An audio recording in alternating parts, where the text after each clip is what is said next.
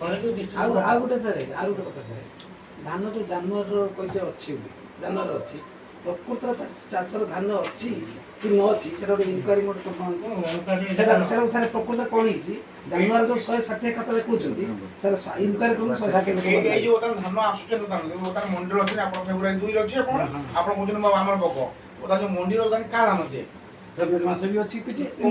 ଅଛି ଫେବୃଆରୀ ମାସ କୋଉ ଏଠି କହିଲା ଆପଣ କହିଦେଲେ ହେଇଯିବ ନା ଅଛି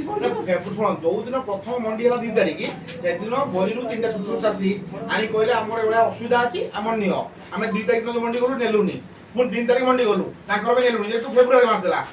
ଯେହେତୁ 5 ଦିନ ହେଲା ସେ ଲୋକ ମଣ୍ଡିରେ ପଡିକି ରହିଛି ବାଧ୍ୟ ହେଇକି ଆଜି 3ଟା ଦିନ ଉଠା ହେଲା ତାଙ୍କୁ କୌଣସି ସହକରେ ଆମେ ଉଠେଇ ନାହୁଁ ସେମାନେ ଜୋର ଜବରଦସ୍ତି ଆସିକି ଗୁରୁତର ହାତ ପଡିଛନ୍ତି କରିବୁ କଣ 2 ତାରିଖ 7 ତାରିଖ 5 ଦିନ ହେଲା ସେ ଲୋକ ଧାନ ରଖି ମଣ୍ଡିରେ ରହିଛି ତାଙ୍କ ଝିଅ ବାହାଘର ତାହେଲେ ଉଠେଇବ ନା କଣ କରିବ ଜଣେ ମୃତକ କାମରେ ଉଠେଇବ ବୋଲି ବୁଝ ଟିକେ ତମେ ସେଭଳିଆ କହୁନି ମୋ ଧାନ ନାହିଁ ବୋଲି ବୁଝ ଧାନ ସମସ୍ତର ଅଛି ସବୁ ଚାଷୀ ଧାନ ନାହିଁ ଗୋଟେ ମଣ୍ଡିରେ ଧାନ ପଡିଛି ଧାନ ଅଛି ସାର୍ ମୋର ଗୋଟେ କଥା ଶୁଣନ୍ତୁ ନିଡି ଯାହାର ସେମାନଙ୍କର ସେଭଳିଆ କିଛି ନିୟମ ନାହିଁ ଧାନ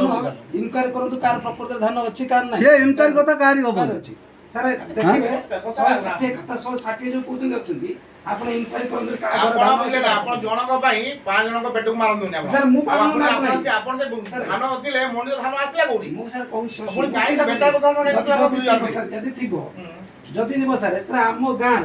8 ଜଣ 8 ମାନେ କାହାରି ଧାନ ନାହିଁ ମୋରି ଅଛି ଏକରେ ଧାନ ଜଣଙ୍କର ପଇସା କି ନାହିଁ ତାର ପଡିବ କେମିତି ଯେହେତୁ ବର୍ତ୍ତମାନ ବ୍ୟାଙ୍କରେ ଚାଲିଲା ବୋଲି ଟିକେ ଅସୁବିଧା ହେଇଛି ନହେଲେ ଆମର ଚାଲିଲା 20 22 ସାର୍ ଶୁଣନ୍ତୁ